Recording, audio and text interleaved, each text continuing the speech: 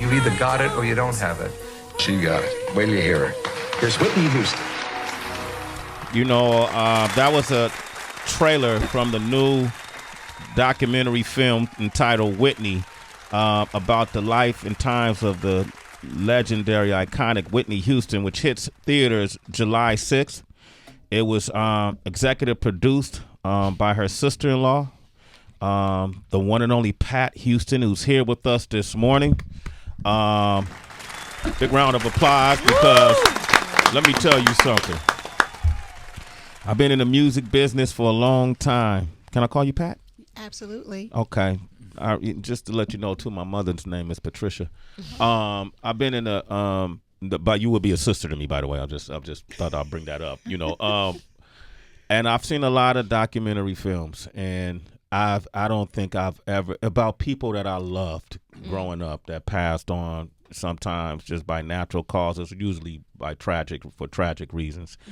And I was there at the hotel the day that Whitney passed away. I was downstairs for the Clive Davis party, covering the red carpet for MTV. So, and when all that information was coming, and from that day until last night, I never really felt like I had any kind of closure. It was something sitting in my heart, because from the first time I heard her sing until the day she, even now, you know, we still listen to her music. It's a mainstay in our soundtracks at home. Until last night, I never really understood who Whitney Houston was, you know, and I didn't understand fully why her life was the way it was, you know, and all the problems that she faced, being as talented as she was, and coming from the family that she came from, and how she passed on, and what led up to those points until last night. And I sat there with Rich Nice and Mike Muse, and I sat right next to Gayle King, and we all cringed, we hugged, we cried, we smiled, we cheered, we applauded, you know, and I think all of us were very satisfied when we walked out of that theater. So I want to say congratulations on a job well done. Yes. I've never seen people be so honest, you know, honest in front of a camera. The family members were all honest. Some folks didn't seem as honest. Right. You know, it was, yeah, we could talk about all of that. How did you put this together? I mean, was this something that started prior to Whitney's passing, or? Yeah, actually, Whitney actually started doing her own docuseries back in 1999. Okay. So I knew that she wanted to do a documentary. It was just about the timing and connecting with the right people to get it done.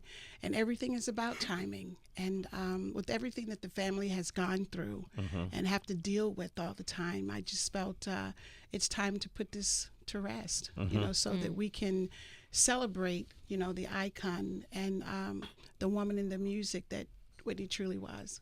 You got Kevin MacDonald to direct this film, and I was just looking at a list of, he did Oasis, he did Skyladder, he did Black Sea, he did Life in the Day, The Eagle, he did Marley. Why did you choose him? How did that come about? You know, when we Nicole David, of course, was Whitney's film agent for over 30 years. So I'd worked with her for many, many years. And Lisa Espalmer, of course, was Oprah's producer for 20 years. And I've known her for about 11 years. And I always say, when you put women together, you know, we can make things happen.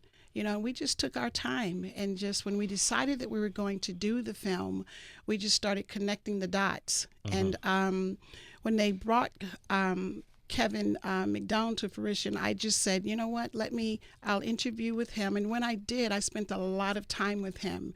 And he was very uninterested in nothing else but just purely thinking about her, you know, not about, you know, a lot of times people like to kiss up and all those things. He didn't. You know, he just listened, you know, to what I had to say. And we just decided on him. And when we did that, we knew, when we hired him, we knew that we had that special team with the Chins, Jonathan and Simon, and Kevin as the director. So much was revealed about Whitney in her childhood and the way she grew up. And I think for me, one of the most, you hear a lot of rumors over the years of, about the drug usage and how did that start, and her relationship with Robin and her sexual fluidity. Somebody even made a comment back then. And all we use the word fluidity now. The minor said it, yeah. Yes, but back then it was taboo. But I think the thing that really, when Gayle King and I cringed, is when we found out that she was molested, by her auntie. No, it was cousin. Her cousin. And so was her brother. My husband, Gary. Gary was molested as well. How was this a family secret? Well, did you know about this, or was this something the family knew the entire time that the public got to know Whitney? I don't think the family knew about it at all. It's not something, and as you readily know, when it comes to molestation and any other secrets in a family, people really don't talk about it. It's an embarrassment, and sometimes kids just are afraid to tell. They're afraid that people won't believe them. But, the conversation came about, and it was in the documentary, it came about relative to Whitney, we were talking about my daughter, Rhea. And in the film, you heard people talk about how Whitney did not want to leave Bobby Christina, behind. She always wanted her on the road with her. Well, when Whitney and I would travel and we'd do the tour, she would always want Rhea to be on the road with us. And I would always tell her, listen, she needs normalcy, basic social skills like other children. I said, I'm not bringing her on the road. And we would actually have bouts about it, argue about it, until finally one day she just told me, listen, this is why, I don't want anything to happen to her. I said, what do you mean you don't want anything to happen to her? And she went in and we spoke briefly about, molestation. And then I clearly understood, and we never spoke any more about it, but I reassured her that, I'm not concerned about my mom or anyone else that's watching her. She's going to be all right. So that's where the revelation came to me, but Gary certainly didn't know about her situation because she never really talked about it with her family.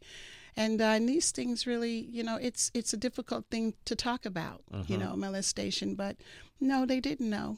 Did Gary talk about it with anybody? With me? Yeah. But not nobody in the family? No, he didn't. And to be quite honest, I was a little selfish at this period because I said, listen, wow. I said, you guys waited at 40 to 50 years. I said, I feel like I was the person that's always the apologist for the family. I said, now I've got to go and I've got to talk to your mother about this and talk to Dion about this. And I said, I don't like it. I don't like being put in this position. But I had to start thinking about Whitney and Gary. And I said, you know what? I have stood for him for 26 years. That's how long we've been together, and married for 24. I said, I've got to stand for him now. So it was like a double-edged sword, having to deal with both sides because news like that is extremely overbearing to hear, especially, when you've loved on someone for years. You just don't expect certain things to happen, so it was a difficult place to be in. Gary described her relationship with Robin in a kind of described what he thought of Robin initially in a really kind of. And I got mad at him. Yeah, it was in a harsh way. Yeah, he did, but he apologized on when he gave his interviews. He apologized for calling her a nobody. Yeah. He said, I apologize for calling her a nobody. He said, I didn't mean to do that. He said, but a lot of things started coming up in my mind. He said, an opportunist, yeah, I'll give her that. He said, but I shouldn't have done that. And he shouldn't have. That was a little harsh. And he never knew about Whitney's molestation. No, right? He did not. Okay, so he didn't understand her relationship with Robin.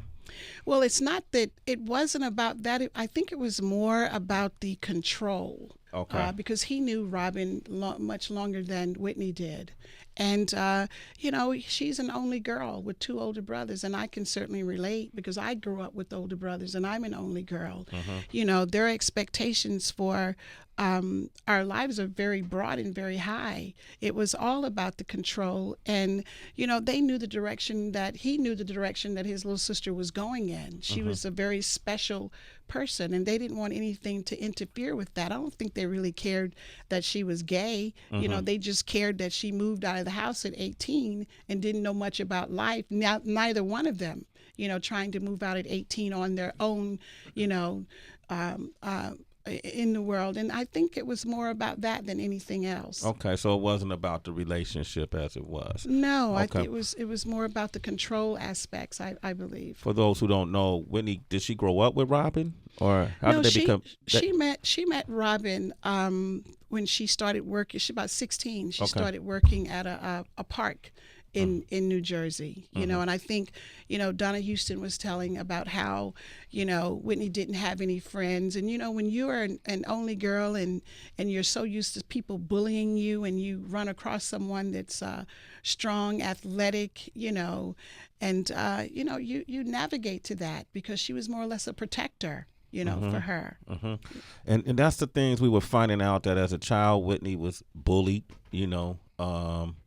she was molested, and then Michael, is it the other brother, Gary's brother? Yes. Yep. Michael revealed too that in terms of the drug abuse, that when she turned 16, she was already smoking weed, but that's when she was introduced to cocaine. So all of these things were happening to Whitney Houston before she even turned 17.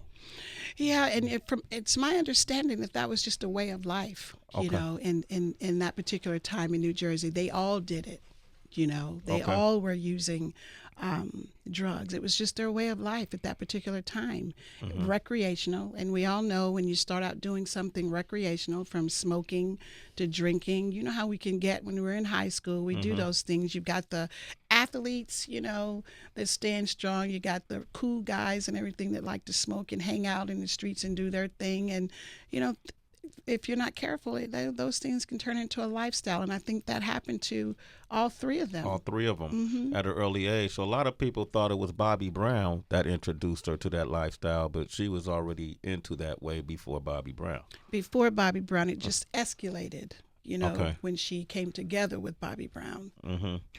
I'm going to let everybody else jump into this as well. I'm a father, so the molestation of the daughter, and then also the division and the relationship between her father and her, to me, it just, at the end of the film, one of the things I was thinking is, I felt like, and forgive me, but I felt like all the men around her let her down, from her brothers who, no offense to, Gary or Michael, but, that's your little sister, so that lifestyle you're supposed to protect her from, her father, who in the end wanted to sue her for money and ended up passing away, and they didn't get a chance to, really mend their ways. It just felt like that. I just kept seeing that theme through Bobby Brown, and all the tumultuous relationship they had. It just seemed like a lot of men let her down in her life. Yeah, unfortunately, yes, they did. And it was difficult for me in seeing that. Coming from a strong family foundation of just men, because I grew up with 4 older brothers and a father that was very strong, and my dad did his thing, but everything was about his kids, everything was about his kids. So it was a tough thing for her. Yeah. Pat Houston is with us right now, the executive producer of Whitney, which is in theaters July 6th. Any Whitney Houston fans, feel free to call up 888-742-3345. It's Mike Muse right here. Hey, Pat, thank you for such care that you took on this documentary and being custodian of her legacy. And I believe that now the questions have been answered, and now we can celebrate her for this iconic woman that she was and always will be. The part that struck me the most was at the end of the project when she said, and she into this, and she, for those who don't know, Nippy was a nickname given to her by her family, correct? Her dad. So when she said, Nippy can call Whitney, but Whitney can't call Nippy. And to me, that kind of just summarized her entire life in terms of wrestling with these two personas and who she is. And that went out to a larger issue in terms of mental health, right? And the ripple effect of mental health and not talking can cause. I know that we're getting answers to the why to Whitney, but do you think through this documentary there can be lessons learned about mental health within our community and within our families and about talking? Because I'm curious to see if that was Robin's role, was Whitney could be her authentic self 100% with Robin versus she couldn't be with others. I you know, Whitney she was never a damsel in distress. You know, she's a very strong, smart woman.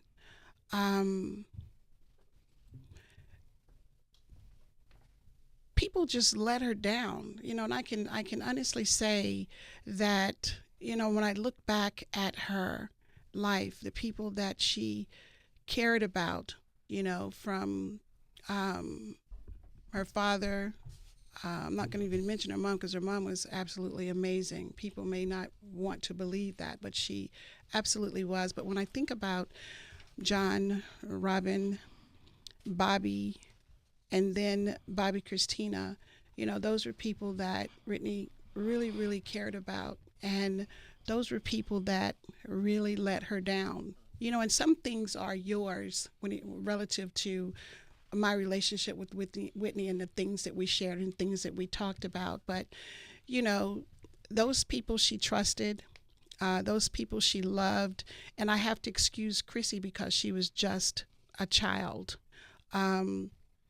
But people really let her down, and she couldn't understand why, because she'd give so much. She loved those people. She'd given so much to them. And they let her down. And I had an excellent point that I was going to make, and that thing just went right over my head. Yeah, but you were digging though. I saw you, Pat. I saw you almost came back around. But when you let in, you said was Robin the person she could be her authentic self, and the mental health is mental health issue. And the act, you know, the act of actually talking these things out, maybe. Robin was the disappointment was. Where Robin was concerned was, you know, although she gave her the ultimatum, you know, Robin said, is it me? It's going to be me or Bobby.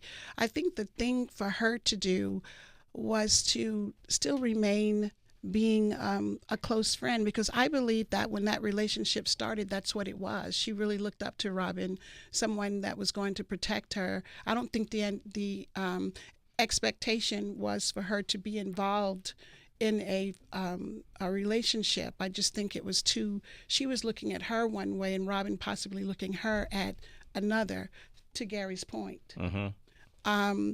And that friendship, I think if Robin had stayed around and just been a friend to her, I think it would have been altogether different for Whitney. You know, she was looking at a situation one way and Robin looking at it in another way. And you know, when you have let down to let down to let down, you know, that's heavy to deal with. Yeah. You know, and then you fall in love with someone, and she did. She fell in love with Bobby Brown. She really loved him. And, you know, she did a lot for him and, you know, really cared for him, but it just did not pan out. He just wasn't the man that she anticipated. But he was to his defense, he was very young when they got married. He was only 23 years old. Oh. He was just a boy. Yeah. Do you know what I'm saying? Yeah. 23 years old. So what did he know? Mm-hmm. Do you understand what I'm saying? Mm-hmm. So you put these two people together, you know, two superstars, because he in his own right was a superstar. You put these two people together and you have the world in their life. She left home at 18. She became a star, a superstar at 18, and later an icon. You know, in all of the 90s, Mm-hmm. she got married. She had a baby. She did movies, all of them. She did movies with the exception of Sparkle. You know, she didn't have a chance to really balance really all of that. She's got everybody in her business. She was very clear in what she wanted to do with her life, and she did it. She had her platform, but people around her didn't have one. So they're too busy trying to get on the same platform with her. Right. You understand what I'm saying? Mental health, I mean, my God, that's a lot to have to deal with. Yeah. And everyone, depended on her, with the exception of her mother. She had her own life. Her mother did not work for her. She was doing her own thing. Gary performed for her, as a background vocalist, and Michael, Lord Jesus, love him dearly. What did Mike do? What did Michael do? Michael started working for her back in the 80s. Yeah. But that ended in the 80s. Okay. So there's a certain elements of the film, some of it is a little, not true. He just worked for her very briefly. Okay. But that was it. It was just only Gary and their father and Donna Houston, who was the office manager. Okay. Yeah. Rich Nice, you want to talk about some of the music components of the film? Well, first, thank you for making the film. I told you that last night when I hugged you. It was an amazing watch. I was blessed to be in the studio with Whitney, one time with a production company I was with called the Trackmasters. And in that one session, I saw a million things happen around Whitney. And with you traveling with her, I'm sure you saw 50 million things. Is there anything that is not in the film that you wish you could have put in the film, or you thinking about why didn't you put it in the film? Well, a segment that should have been in the film was about her getting help for herself. Warren Boyd, who has helped a lot of, I don't know if you ever saw the show The Cleaner. The Cleaner? It was on A&E. The gentleman that now plays on The Star, Benjamin Pratt, is that his name? Yes. He was the cleaner. Okay. Remember that Okay, show? I remember the Cleaner. Benjamin Pratt. He's been on the show. Yeah. Yeah. Brat. Yeah, he's been played the Benjamin Cleaner. Pratt. Benjamin Pratt. Yeah. Yeah, well, he played the role of Warren Boyd. Okay. Warren Boyd is a gentleman that helped Whitney in the process of getting clean. They didn't talk enough about that, because, a lot of people say that the family wasn't helping her, or no one was trying to help her, but oh yeah, we did. I mean, her first rehab was with Hope for Women, and that's a rehab that she picked out for herself because we were coming after her, and so she decided, if I gotta go, I'm going to the one that I want to go to. But it ended up not being, I think it wasn't a lockdown facility, and I didn't think that it was professional enough to handle someone like her. Maybe that's why it didn't work the first time. The second rehab was Crossroads, in Antigua, the Eric Clapton facility, and she stayed there for 30 days. She was clean. She didn't speak to me for 3 months because of my participation in getting her into rehab, but I didn't really care. I was trying to do what was best for her. And then after that, it was Warren Boyd that we dealt with, getting her into rehab. And from that point, when she had trouble, that's where she went. Which brings up an interesting, because I think most people outside looking in thought, man, the family must be enablers. Why is this allowed to continue? How come this is allowed to continue? And I saw Joey Arbiger, who was our A&R from, I think, the year 2000, 2004. Joey Arbiger worked with me. I worked with him at KMEL in San Francisco on the radio for quite a stint. He was a music director and program director under Keith Knafley, who was also working with Clive Davis at that time. But at this particular period, I think L.A. Reid was over the record label at that time. And there was a part when, I guess, Kevin was interviewing him. He said, "Hey, did you have any idea that Whitney was using drugs?" And he said he didn't have any idea that she was using drugs. Did that strike you as odd at that time? No, because I believe what L.A. Reid is saying. Okay. You know, you have to understand that L.A. did an album with her, I'm Your Baby Tonight. So he had worked with her before, you know, in the early years, you know, when she was strong and doing her thing. You know, he may have known that she used drugs recreationally because she probably was during that period. But I really don't think he knew the extent of her addiction. So in his defense, I don't believe that he knew what he was up against. You know, in dealing with her at that particular time. But the record label was in your corner, very helpful at that time with trying to get her clean and get her on the right track, or it was just business and they didn't even realize what was going on in her personal life? Well, once they found out what was going on in her personal life, they did step up. You know, Clive Davis, Clive was my worst nightmare during a lot of that time because he was in my ear, you know, about, you know, Whitney getting help for herself. You know, but Clive definitely stepped up, and L.A. Reid, you know, he really didn't know, and I think Joey Abergy was the wrong person to be an Icon's A&R person. You know, if you really watch the film, you know, the footage that Joey has, and you know, Joey is filming her when they should be in the studio working. A lot of filming going on. And it's like, what are you doing? You know, so if you really take a look at that, the odds were a little against her too, you know. Okay. I mean, perhaps, that was Whitney Houston, you know, so maybe, you know, that could have been maybe intimidating for Joey, perhaps. Or he was a fan. Yeah. He was a major fan, you know, and some things you have to be able to balance out. You know what I'm saying? You can be a fan, but do your job. Okay, all right, that's fair enough. I also got to see the film the other day, and aside with everything that's brought up and covered and talked about throughout the documentary, Bobby Christina was a real sensitive topic for everybody that talks about her. She seemed to be the innocent bystander of everything that was happening in Whitney's life, and I was relieved that you guys chose not to go too deep into what happened with her. I mean, you touch on it in post credits, but was that a collective decision? Like, hey, look, we're going to include what needs to be spoken about, but then we're just going to stop at it. You know, like you don't need to go so far with Bobby's life and what happened.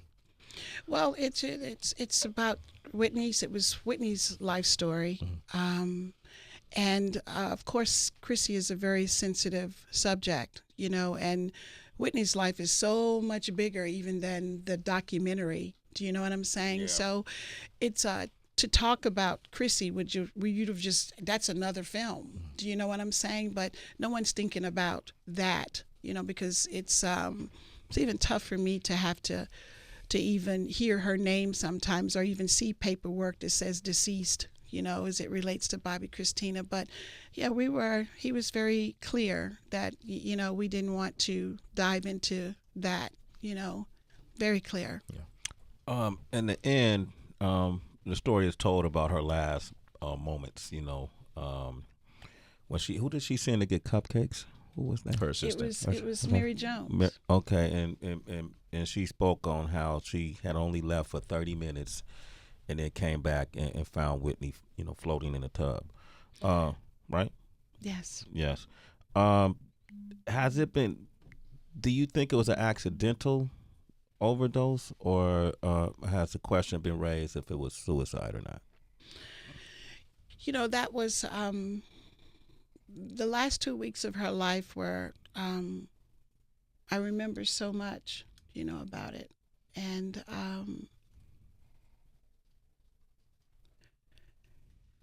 she, you know, during the holidays, you know, Whitney would always spend the holidays with Gary, Ray, and I in Georgia. Not Thanksgiving. I would always go to my mother's for Thanksgiving. But 2011, you know, she called me and she said, will you stay home for Thanksgiving this year? I said, no, I've got to go to the Carolinas for Thanksgiving. I said, there's no one else there to deal with my mom, and she doesn't want to deal with my brothers. I said, I got to go. I said, but you're more than welcome to come if you'd like. She said no, and we made sure she had Thanksgiving dinner and everything. Christmas rolled around, and she said, what are we doing for Christmas this year? I said, Gary and Ray and I are going to New York for Christmas this year. She said, well, I'm going with you, Chrissy and I. She said, I'm not taking Nick. She said, it's going to be me and Chrissy. We're going to spend Christmas with you guys. And I called her brother Michael and Donna, and I told them that we were coming, and I told Sissy that we were coming for Christmas. And it was the first time that the family had spent Christmas together in years. So she had both of her brothers and their families there with her for Christmas. It was a beautiful, beautiful time. And New Year's rolled around, 2012. And she called and she said, what are you doing for New Year's? You're going to have a champagne toast or something? I said, no, it's going to be casino night for New Year's. She said, I'm not fooling with them this year, because usually Whitney was doing her own little thing. Yeah. You know what I'm saying? And I told her, I said, well, Nippy, I said, well, I'm going to church, for watch service. She said, well, I'm going too. I said, okay. So all my family was there, and I had gone out to, finalize picking up everything for New Year's. My cousin called me and she said, Whitney's here. She's ready to go, to church. And I could hear her tell, don't touch that. Don't touch that food. It's late. She ain't thinking about Pat, So she went to service, New Year's. It was very, very strange to me, all the developments and everything. And then this was January, and then February, we were planning and getting ready to go to Clive's party. Clive's parties were like her family reunion. And I had conversation with her because her mother had been calling asking about her coming to see her. And we were having conversation, and she was adamant about going to California, and then we'll go to New Jersey, she said. And I felt very disturbed again about that. And I was like, wow, Nippy, I said, you should really go see your mom. And my heart went out to Sissy. And I have this thick book that I would write special quotes in, that I said I was going to give to my daughter when I finish it. And on that day, February 2nd, I wrote something in that book. And I closed it. And it wasn't until, that was in February, and it wasn't until October that I reopened that book. And when I reopened it, and that was the last thing that I'd written, February 2nd. And it said, rebelliousness can cause your demise. And that was the only thing in that book that I had ever dated. The only thing. And when I go back and I think about that day, suicide, I don't believe that. But I know that something was brewing, and something I knew was going to happen. Do you know what I'm saying? Yeah. And Mary Jones, she did. We were arguing about the sprinkles because Mary came to me and said, Whitney wants those cupcakes. And I said, I'm not going to get her any cupcakes. She's got to put a gown on tonight. I'm not going to get cupcakes. And I typically go out, on the day of to do personal things. But that particular day, Mary went with me. And when we were out, I said, you know what? I said, I don't feel comfortable. I said, I just want to just go back to the hotel. I said, I'm not feeling comfortable. And she had been calling for me that day as well, and I didn't want her telling me that she wasn't going to Clive's party. And I said, you know what? I'm just going to talk to her later. And we came back to the hotel early. Mary went directly to her room, and I went to a room where we were going to do an infomercial for her for the Marion P. Candles. And I remember leaving that room and walking down the hall, and then I heard screams. I couldn't do anything but I didn't run. I didn't rush. I started walking slowly down that hallway. And I saw the hairstylist. She was screaming and bending over. And the lady opened the door, and I looked at her and I said, dial 911. And I just proceeded to walk to the room. And Mary was just screaming. And Ray, when I walked in, he was there. And I thought he was going to have a heart attack, you know, because he was just trying to revive her. And I think I was in a state of shock at that particular time. And I said, just stop. I said, she's gone, you know. So it was just really daunting and kind of strange, you know. Yeah. That day and a couple of months prior. Felt like something was brewing. Yeah. A lot of times we have that sensibility inside of us, you know, especially when you spiritually connected, as you obviously were with Whitney. And I really, I think you're extremely brave.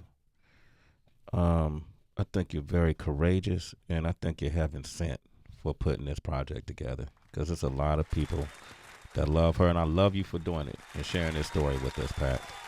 You know, it's for her. You know, she's really speaking up and speaking out. So where she didn't before in her life, in her death, she is. And she would be proud, and I know that she would be. And I'm just, I'm happy that everyone is just so supportive, you know, because she was great. Yeah. She really and truly was. And it just feels good. You know, I feel really good that you guys are embracing her life and her story, because she is definitely worthy. Definitely worthy. And I really never have, I'm sorry, you know, I just, I feel very comfortable and very at ease in here. Oh, thank you. You know, today. And I just know that this is her moment and her time.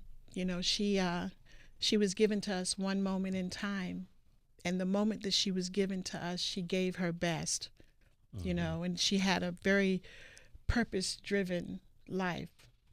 And Sissy did good, you know, she really and truly did. And I'm proud of that too. Thank you, Pat Houston. Thank you for sharing this with us. And you guys, make sure you see this film. It's called Whitney. Yes. Take your family to see this film, because this is their family. I'm sure you're going to find a lot of parallels to your family. You're going to be able to relate to it, and I think that's what we walked away with as well. We felt like we were walking the same path your family has walked. And once again, Pat, and this is your home, so I'm glad you feel comfortable here. Thank you. You can always come back. Gary, Michael, whoever, the whole family could come back. Thank you. Okay? Pat Houston, ladies and gentlemen.